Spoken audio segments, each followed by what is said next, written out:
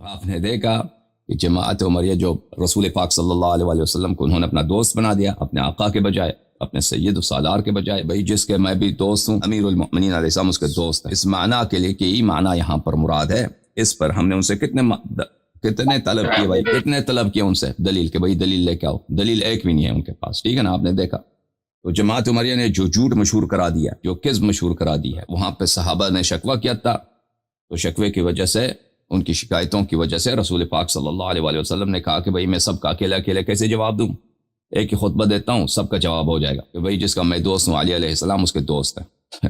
تو وہ حدیث ہمیں دکھاؤ، حدیث کچھ بھی نہیں ہے، ٹھیک ہے نا بھائی۔ اتنا بڑا جھوٹ، اتنا مشہور جھوٹ، اتنا وسیع پیمانے پر اس جھوٹ کو عرب و عجم میں ہر زبان میں، انگلش میں جائیں یہی کہانی، عربی میں جائیں یہی کہانی، اردو میں جائیں یہی کہانی، ہندی میں جائیں یہی کہانی، بنگال میں جائیں یہی کہانی۔ اتنی لمبی جھوٹ ہو بھائی، خدا کا خوف کرو، دنیا کو تم نے بھر دیا اپنے جھوٹوں سے، صرف اس لیے تاکہ تم امیر المؤمنین علیہ السلام وصی رسول صلی اللہ علیہ وآلہ وسلم کے حق کو تسلیم نہ کرو۔ شیعوں کے ضد میں، اہل بیت علیہ السلام کی عداوت میں، رسول پاک صلی اللہ علیہ وآلہ وسلم پر وسیع پیمانے پر، عالمی سطح پر جھوٹ پھیلا دو، شرم نہیں کرتے تم؟ تو دوستو آئیے کال لیتے ہیں، یہ کال آ گیا ہمارے پاس۔ جی سر، کس کنٹری سے کال کر رہے ہیں؟ السلام علیکم۔ وعلیکم السلام، میں صدام بول رہا ہوں ہنگری سے۔ کہاں سے؟ ہنگری۔ آواز آ رہی ہے آپ کو؟ ہنگری سے کون بول رہے ہیں؟ Saddam Hussein. صدام، اچھا صدام، حکم کریں بھائی، کیا کہنا چاہ رہے ہیں؟ سوال یہ ہے کہ نا about the topic is about غدیر، so I want to ask one question about غدیر پہ۔ تو دیکھے جب ہولی پراپٹ صلی اللہ علیہ وسلم نے مولا علی کا ہاتھ کھڑا کر کے اعلان کیا تھا مولا علی کی ولایت کا، on that time there was a lot of like صحابہ کرام رضوان اللہ اجمعین، but جب ابوبکر نے اپنی خلافت کا اعلان کیا تب ان کو سپورٹ کرنے والے بہت کم نظر آتے۔ تو اس کی وہی ریزن ہے نا کہ رسول پاک صلی اللہ علیہ وآلہ وسلم نے فرمایا انت منی بمنزلت ہارون من موسیٰ۔ جب حضرت موسیٰ علیہ السلام کوئی طور پہ گئے تھے، بنی اسرائیل سب مسلمان تھے، سب صحابہ تھے، اور مسلمان بھی ایسے نہیں تھے کہ موسیٰ علیہ السلام کی وجہ سے مسلمان ہوئے، وہ پہلے سے مسلمان تھے، سب نبی زادہ ہیں، سب حضرت ابراہیم علیہ السلام کے نسل سے، حضرت یعقوب، حضرت یوسف علیہ السلام، حضرت اسحاق علیہ السلام کے نسل سے، ان کے بنی اسرائیل میں بڑے بڑے انبیاء گزرے ہیں، اور قرآن نے بھی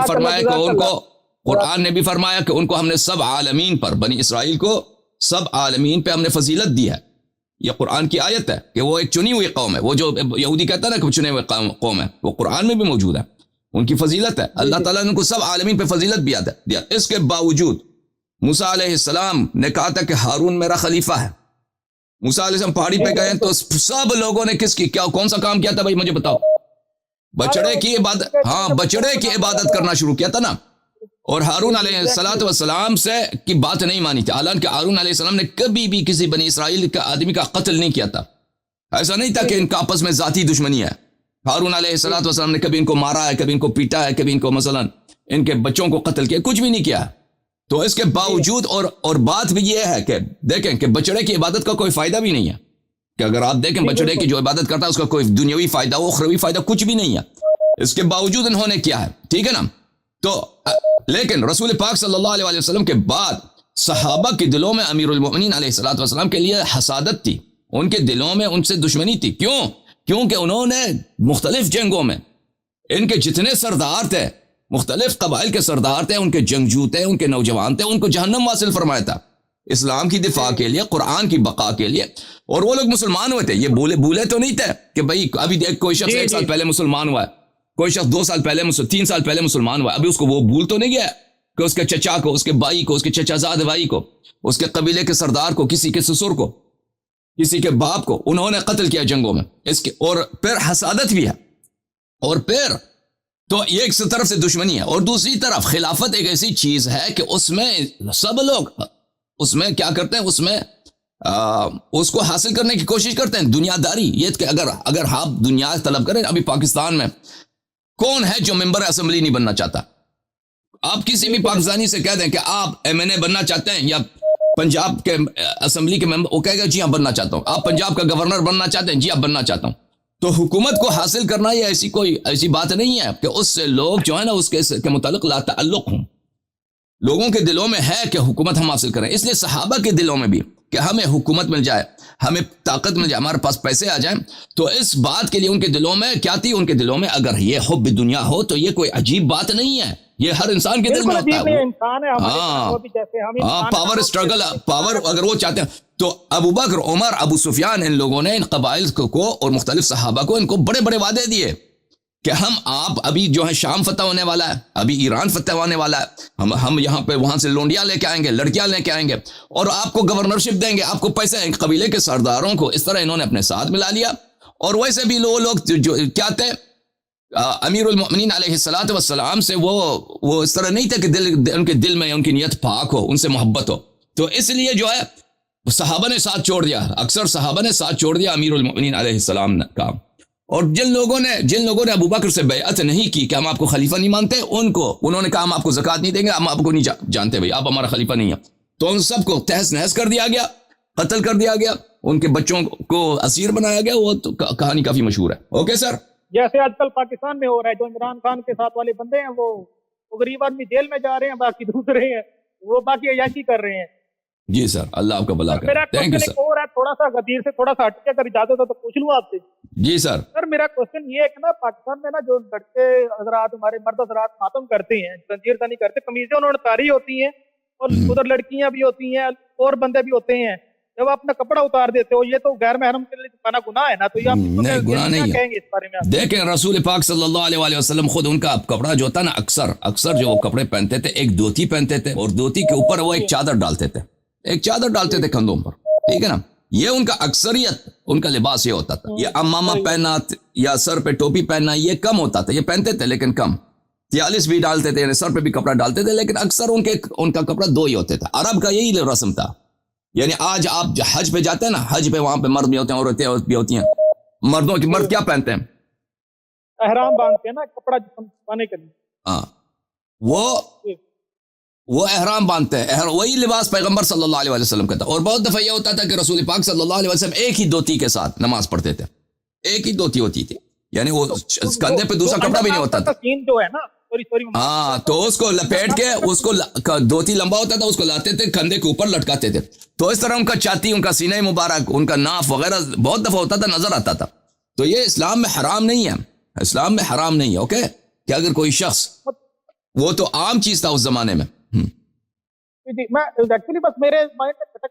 یہ کلچر ہے, یہ پاکستان, انڈیا اور مسلمانوں کا کلچر ہے کہ بھائی مرد جو ہے قمیص پہننا کرے نا, لیکن اگر مرد قمیص نہ پہنے, مثلا وہ کاندھے پہ کوئی وہ رومال رکھ دے وغیرہ, اس سے یا نام بھی رکھے, تو اس میں حرمت نہیں ہے, حرام نہیں ہے. Okay, thank you sir.